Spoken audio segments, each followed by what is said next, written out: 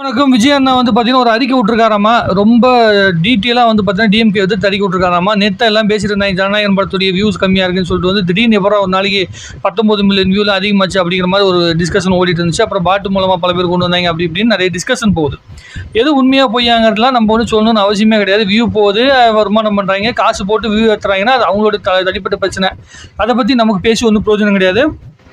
அது ஜனநாயகனோட ப்ரொடியூசருக்கும் ஜனநாயகன் படத்துடைய ஜனநாயகன் இருக்கால நம்முடைய விஜய் அவர்களுக்கும் உரித்தான விஷயம். சரி ரைட்டு, என்னடா திடீர்னு 31 நாட்களுக்கு பிறகு விஜய் அவர்கள் வெளியே வந்தாப்புல, அதுக்கப்புறமேட்டு திடீர்னு என்னடா சினிமா ஓரியன்டான அப்டேட்டே வந்துட்டு இருக்குன்னு பார்க்கும்போது உடனே என்ன ஆயிரும், நான் அரசியலும் நான் பண்ணிகிட்டு இருக்கேன் அப்படிங்கிறதுக்காக விஜய் அவர்கள் அறிக்கை விட்டுருக்காரு அப்படிங்கிற மாதிரி தான் எனக்கு தோணுது. ஸோ அந்த அறிக்கையில் என்ன பேசியிருக்காருங்கிறத நான் முழுசாக இன்னும் படிக்கலை. நான் அதனால் டேரெக்டாக இப்பயே ஆரம்பித்து படிச்சிடலான்னு. நான் இதுக்கு முன்னாடி ப்ரிப்பேரும் பண்ணலை. ஸோ அதனால் நான் வந்து பார்த்து படிக்கிறேன். சமீப காலமாக ஆட்சி அதிகாரத்திலிருந்து அதிவிரைவில் மக்களால் தூக்கி எறியப்பட போகும் அதிகார மமதை கொண்ட கட்சி ஒன்று அவசரகதியில் தனக்கு பழக்கமான அவதூறு அரசியல் ஆட்டத்தை தொடங்கியுள்ளது. எந்த கட்சியை சொல்கிறோம் என்று தெரிகிறதா? அவதூறு ஒன்றைய அடிப்படை அரசியல் கோட்பாடாக கொண்ட கட்சி வேறு எந்த கட்சியாக இருக்க வேண்டும் என்று சொல்லித்தான் தெரிய வேண்டுமா? சொல்லுங்க, சொன்னாதானே தெரியும். நாங்கள் எதிரின்னு நீங்கள் சொல்லிகிட்டே இருக்கீங்க. நேரடியாக ஒரு அறிக்கையில் கூட சொல்கிறதுக்கு சங்கடப்பட்ட என்ன சொல்கிறது? இப்போதெல்லாம் அந்த கட்சியின் ஒரே இலக்கு நம்மை தூற்றுவதே. தமிழக வெற்றி கழகத்தை மட்டும் மூளையில் தேக்கி யோசிப்பதே அதன் முழுநேர வேலையாக இன்றுவிட்டது. ஓகே, அவர்களுக்கு 1969க்கு பிறகு அவதூறு தான் அரசியல் கொள்கை, லஞ்ச லாவண்யம், ஊழல் தான் லட்சிய கோட்பாடு. இந்நிலையில் மக்களுடன் மக்களாக இதயபூர்வமாக இரண்டர கலந்த பிறகே மாபெரும் மக்கள் சக்தியுடன் அரசியலுக்கு வருகின்ற நம்மை போன்ற ஒரு இயக்கத்தை கண்டால் அவர்களின் மூளை மழுங்கி முனகத்தானே செய்யும். சரி ரைட்டு, இங்கே வரேன், பேசி முடிச்சுருவான். ஆம், அவர்களை நாம் விமர்சிப்பதாக எண்ணித்தான் அர்த்தமற்ற குற்றச்சாட்டுகளை அள்ளி வீசி கொக்கரிக்கின்றனர். உண்மையில் நாம் அவர்கள் மீது இன்னும் முழுமையாக விமர்சனத்தை தொடங்கவே இல்லை. மாறாக லேசான விமர்சனங்களை தான் வைத்தோம். அதுவும் நசுங்காத நாகரீகத்துடன் தான் வைத்தோம். சரி ரைட்டு. அப்புறம் நாம் அவர்கள் மீது வைக்கின்ற மிக லேசான விமர்சனங்களுக்கே மக்கள் மிக பலமான வரவேற்பை அளிக்க தொடங்கிவிட்டனர்.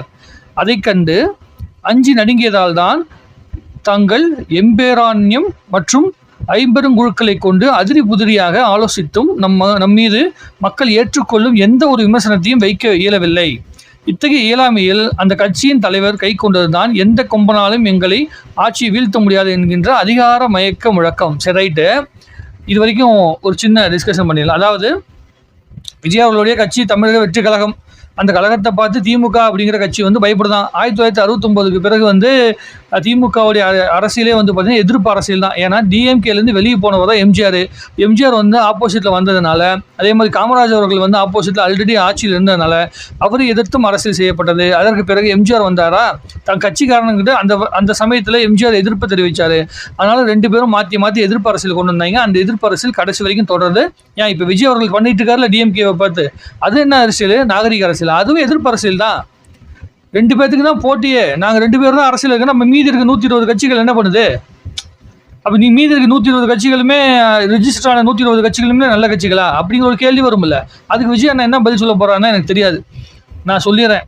நாம் அவர்கள் மீது வைக்கின்ற அதை சொல்லிட்டாங்களா, தங்கள் கொள்கைவாதிகளாக அடிக்கடி காட்டிக்கொள்வதற்காக, எல்லாரையும் ஏமாற்றுவதற்காக தமிழ்நாடு, தமிழ் மொழி, தமிழினம்தான் தங்கள் உயிரென்றும் மண் மொழியின் மானம்தான் தங்கள் தலையாய கொள்கை என்று ஒரு சம்பிரதாய சடங்கை முழங்க தொடங்கியுள்ளனர் அக்கட்சியின் தலைவர். எல்லா கட்சி தலைவரும் அப்படி தான் பேசுவாங்க. நான் வந்து திமுகவுக்கு சொம்படிக்கிறதோ திமுகவுக்கு சப்போர்ட் பண்ணுமோ கிடையாது. ஆனால் இவர்கள் வந்து ஒரு அதிகாரத்தில் இருக்கும்போது இந்த என்ன சொல்கிறது, அந்த அறிக்கை அரசியல் செய்யலாம். அதிகாரத்துக்கு வரத்துக்கு முன்னாடியே அறிக்கை அரசியல் மட்டும் செஞ்சுட்டு இருந்தால் யூஸே கிடையாது. மேடையில் இருந்தால் 5 நிமிஷம் பேச வேண்டியது, அறிக்கையில் மட்டும் பார்த்தீங்கன்னா 10 நிமிஷம் படிக்கிற அளவுக்கு அறிக்கை கொடுக்க வேண்டியது. சரி ரைட்டு, போதாதென்று அறிவு திருவிழா என்ற பெயரில் பரன்களில் கிடக்கும் பழைய ஓலைகளை தூசி தட்டி தோரணம் கட்ட பார்க்கும் அவர்களின் பழைய மற்றும் புதிய கொள்கையை உறுதி பற்றி கொஞ்சமாக பார்க்கலாமா?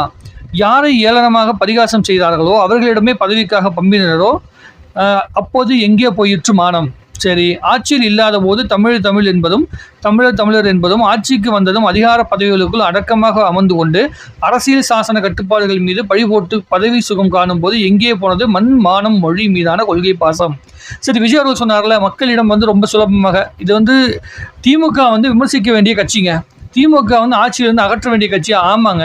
அதிமுக ஆட்சியிலிருந்து அகற்ற வேண்டிய கட்சி, ஆமாங்க. அதெல்லாம் ஓகே. ஆனால் இதற்கு மாற்றாக விஜய் அவர்கள் வெறும் வசனம் மட்டும்தான் பேசிட்டு இருக்காரா, இல்லை நிஜமாலுமே மாற்றத்துக்காக தயாராக இருக்காரா அப்படிங்கிறத இது முடிச்சோடனே நான் தெளிவாக பேசிடுறேன். சாதிவாரி கணக்கெடுப்பு ஆய்வை நடத்தாமல் மாநில அரசுக்கு அதிகாரமில்லை என்ற அர்த்தமற்ற வாதத்தை வைத்து தப்பிக்கும் போது எங்கே போனது இவர்களின் சமூக நீதி கொள்கை? அறிவுத்திருவிழா என்று பெயர் வைத்துவிட்டு முழுக்க தமிழக வெற்றி கழகத்தை மட்டுமே மறைமுகமாக திட்டும் திருவிழாவாக அதை மாற்றியதிலேயே இது அறிவுத்திருவிழாவாக இல்லாமல் அவதூறு திருவிழாவாக மாறியது.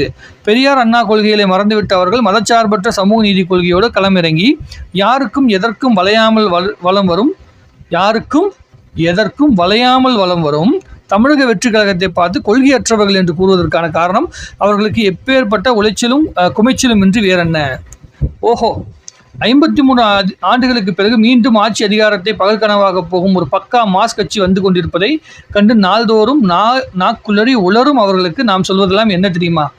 உளறதை பற்றி யாராவது பேசலாமா? விஜய் சார் பேசலாமா? நாமக்கல் மாவட்டத்தில் வந்து மோகனூர்னு எழுதியிருக்கிறத பார்த்து மேகனூர்னு படித்து நம்மளாம் பேசலாமா? அதாவது விஜய் அவர்கள் மென்ஷன் பண்ணி சொல்ல வேண்டிய விஷயத்தை தாண்டி குளறதை பற்றிலாம் பேசியிருக்காரு.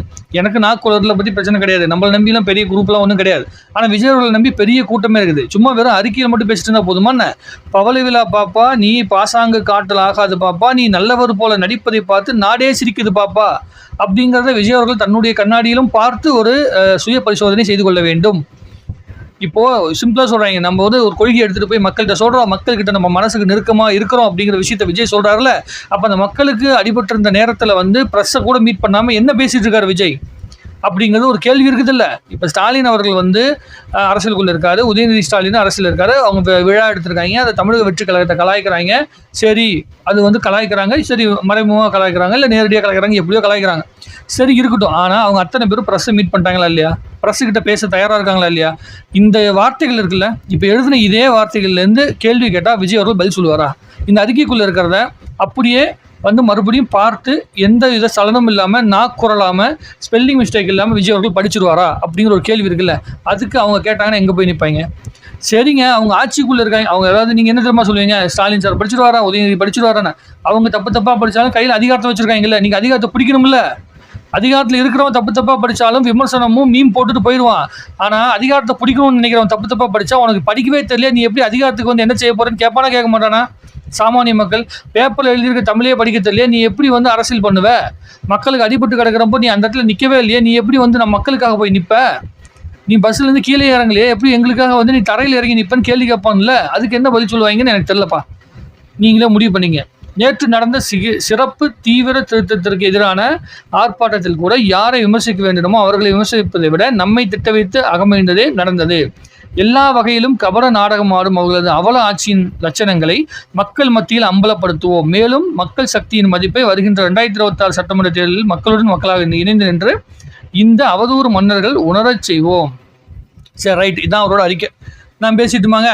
அவர் அறிக்கையை படித்து முடிக்கிறதுக்கு படிக்கிறதுக்கு நமக்கு 8 நிமிஷத்துக்கு மேலே ஆகுது. ஸோ இந்த மாதிரி அறிக்கையில் ரொம்ப சிம்பிளாக எதை எதிர்க்கிறோமோ அதை சொல்லிட்டு போகலாம். ரொம்ப டீட்டெயிலாக அவர் சொல்லிட்டு இருக்காரு. ஓகே, என்னன்னா இப்போ ஜனநாயகன் படமும் ஓடி ஆகணும். ஜனநாயகன் படத்துடைய அப்டேட் முடிஞ்சிருச்சு, பாட்டு வந்துருச்சு. பாட்டுக்கான வைப்பை இன்னும் அதிகப்படுத்தணும், ரசிகர்களை இன்னும் குஷிப்படுத்தணுங்கிறதுக்காக வந்த அறிக்கை மாதிரி தான் எனக்கு தோன்றே தவிர இது உண்மையாக மக்கள் மேலே வந்து அக்கறை இருக்கிற மாதிரி ஒரு அரசியலாக தெரியலை.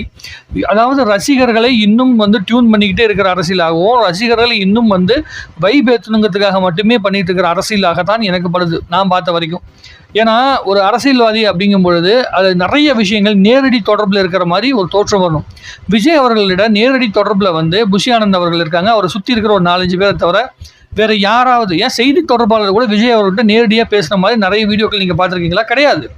கொள்கை பரப்பு செயலாளர் கூட அவ்வளோ லிங்கில் வந்து ரொம்ப க்ளோஸாக இருந்து பேசுன மாதிரி நமக்கு தெரியலை. ஸோ கூட இருக்கவங்களே பெரிய அளவுக்கு க்ளோஸாக இல்லாதப்போ மக்களிடம் அவர் எப்படி க்ளோஸாக வருவார்? ஒரு பிரச்சனை நடந்திருக்குன்னா அந்த பிரச்சனையை வந்து யாருக்குமே தெரியாமல் தலைமறைவாக போய் கண்மறைவாக போயிட்டு நின்று மன்னிப்பு கேட்டுட்டு வந்துட்டு இருக்கிற ஒரு அரசியல் பண்ணி மன்னிப்பு கேட்டு முடிச்சுட்டு அந்த மீட்டிங், அதாவது பொதுக்குழு மீட்டிங் முடிச்சு அடுத்த நாளே வந்து தான் நடித்த படத்துக்கான அப்டேட்டை வந்து விஜய் அவர்கள் ரிலீஸ் பண்ணுறாங்கன்னா இது எந்த மனநிலையில் நம்ம பார்க்குறது அப்படின்னு ஒரு யோசனை இருக்குல்ல. இதை என்ன பதில் சொல்லுவாங்க அப்படின்னு நீங்களே முடிவு பண்ணிக்க. நான் வந்து இதெல்லாம் கேள்வி தான். இதில் வந்து நம்ம கேட்குற கேள்வியில் நியாயம் இருக்கா தர்மம் இருக்கான்னு நீங்களே யோசிச்சு பாருங்களேன். கொஞ்சம் யோசிச்சு பாருங்கள். திமுகவை சாடுவதை தவிர வேறு எந்த விஷயத்தை விஜய் அவர்கள் அரசியலாக எடுத்து வச்சிருக்காரு? இதுக்கு முன்னாடி பிஜேபி சேர்த்துக்கு வந்து ஒரு வார்த்தைகள் எழுதுவார். ஏன் இந்த அறிக்கையில் பிஜேபி பற்றி ஒரு வார்த்தை கூட கிடையாது? ஏன் எழுதவே இல்லை? ஏன் டிஎம்கே மட்டும் வந்து எடுத்து பேசியிருக்காரு அப்படிங்கிற ஒரு கேள்வி வரும்ல. அதைத்தானே டிஎம்கேக்காரர் எடுத்து வைப்பான். நீங்கள் கொள்கை எதிரி, அதுக்கப்புறமேட்டு சித்தாந்த எதிரி அப்படின்னு சொல்லி வந்து பேசிட்டு இருக்கிறீங்க. நம்ம கொள்கை என்ன? இவங்களை எதிர்க்கிறது மட்டும்தான் கொள்கையா? இதை தாண்டி என்ன செய்ய போறீங்க? என்ன பண்ண போறீங்க? மக்களோட மக்களா நிக்க போறேன்றீங்க, ஆனா மக்களோட மக்களா வரவே இல்லையே. இந்த அறிக்கையை விஜய் அவர்கள் என்னுடைய கட்சியை பத்தி நீங்க சாதாரண தமிழ்ல இந்த அறிக்கையில் எழுதின விஷயத்தையே விஜய் அவர்கள் பிரஸ்ல வந்து கேட்டு முன்னாடி நின்று ஒரு பேட்டி கொடுத்து தட்டி தள்ளிட்டு போயிருந்தான்னு வச்சுங்களேன், சல்யூட் அடிச்சுட்டு போயிட்டே இருக்கலாம். பயங்கரமான பவர்ஃபுல்லா இருக்கும். அது ஏற்படுத்துகிற இம்பேக்ட் சாதாரணமான இம்பேக்டாக இருக்காது. அந்த இடத்துக்குள்ளே விஜய் அவர்கள் ஏன் வரவே மாட்டேன்றாரு? எனக்கு தெரியல. உங்களுக்கு தெரிஞ்சால் நீங்கள் பதில் சொல்லுங்கள். வேற என்ன சொல்கிறது? இந்த மாதிரியான வெறும் அறிக்கை அரசியல் வந்து ஜெயிச்சுட்டு எதிர்கட்சியாக இருக்கும் பொழுது செய்ய வேண்டிய அரசியல் தான் அறிக்கை அரசியல். ஏன்னா மக்கள்கிட்ட எல்லாத்துக்கிட்டையும் பொதுவாக பொறுமையாக உட்காந்து சொல்கிறதுக்கு நேரம் இருக்காது. ஏன்னா அலுவலக வேலைகள் அதிகமாக இருக்கும். ஸோ இப்போது அதிகாரத்தை பிடிக்கணும்னா மக்களிடம் நேரடியாக பேசுகின்ற விஷயத்த செய்யணும். இந்த அறிக்கையை எத்தனை மக்கள் படிப்பாங்க? சரி, 30+ இருக்கிறவங்க, ட்விட்டரில் இல்லாதவங்க எத்தனை பேர் இந்த அறிக்கையை படிப்பாங்க? டிவியில் பார்த்து எத்தனை பேர் புரிஞ்சுப்பாங்க? டிவியில் விஜய் அவர்கள் பேசுகிறத பார்த்து புரிஞ்சுப்பாங்களா, இல்லை அறிக்கையை வந்து வருகின்ற செய்தியை பார்த்து புரிஞ்சுப்பாங்களா? அப்படிங்கிற பேசிக் நாலேஜ் கூட சொல்லாமல் எத்தனை பேர் தான் சுற்றி இருக்காங்க, விஜய் சுற்றி இருக்காங்கன்னு எனக்கு தெரியல. அவர் ஏன் வந்து இப்படி நல்வழிப்படுத்தாமல், அரசியல் வயப்படுத்தாமல், யாரு கூடயும் கூட்டணி வைக்காமல், தனிமைப்படுத்தி ஒரு மாற்றத்தை நோக்கி அவர் உள்ளே வரேன்னு சொல்கிறாரு. ஆனால் அந்த மாற்றத்தை நோக்கியே எந்த ஒரு பாதையிலும் அவர் வர விடாமல் ஏன் தடுத்துட்டு இருக்காங்க அப்படிங்கிறது எனக்கு தெரியல. தனியாக நின்னாலே ஜெயிச்சிடலான்னு யார் அவருக்கு அந்த ஐடியா கொடுத்தாங்க அப்படிங்கிறது நமக்கு புரியல. இதெல்லாம் எனக்கு தோணுன விஷயத்த நான் சொல்லிட்டேன். உங்களுக்கு தோணுறத நீங்கள் கமெண்ட் எழுதுங்க. அதுக்கப்புறமேட்டு பார்த்து உங்களுடைய கான்செப்டையும் நான் கேட்டுக்கிறேன். அப்புறம் உட்காந்து நம்ம நிறைய டீட்டெயிலாக பேசிக்கலாம்.